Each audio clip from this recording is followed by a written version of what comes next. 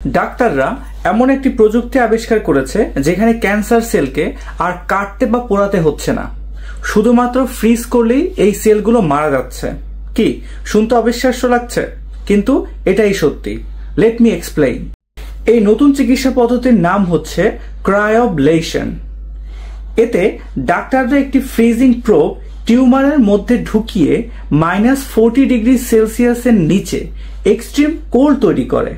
এই বরফের তাপমাত্রায় টিউমারের ভিতরে আইস ক্রিস্টাল তৈরি হয়, আর সেই ক্রিস্টাল ক্যান্সারের সেলগুলোর মেমব্রেন ফাটিয়ে সেগুলোকে সরাসরি ব্রাস্ট করে মেরে ফেলে।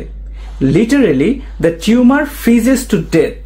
2024 এবং 25-এর গবেষণায় দেখা গেছে ক্রায়োবলেশন পদ্ধতি আগের থেকে অনেক শক্তিশালী হয়ে গেছে। আগে শুধু ছোট টিউমারে এগুলো ব্যবহার করা যেত, এখন বড় টিউমারেও যাচ্ছে।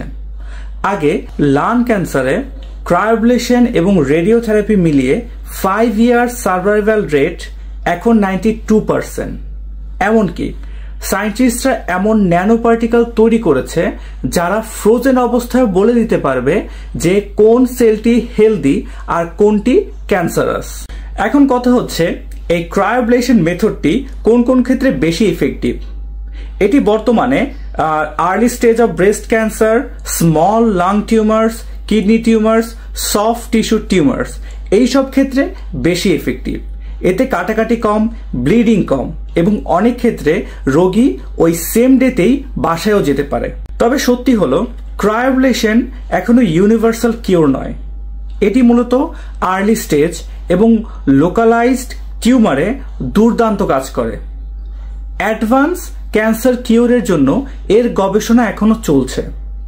সম্প্রতি বিজ্ঞানের যে নতুন নতুন আবিষ্কার আছে বা অবদান আছে তার ভিতরে এই ক্রায়োবলেশন মেথডটি অন্যতম।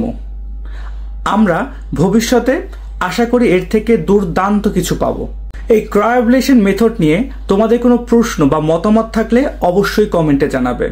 দিস ইজ মেহেদিস প্যারাডক্স, এবং আরও এরকম অজানা কিছু বিজ্ঞান বা অদ্ভুত জাতীয় কোনো ভিডিও দেখতে হলে অবশ্যই আমাকে ফলো করবে।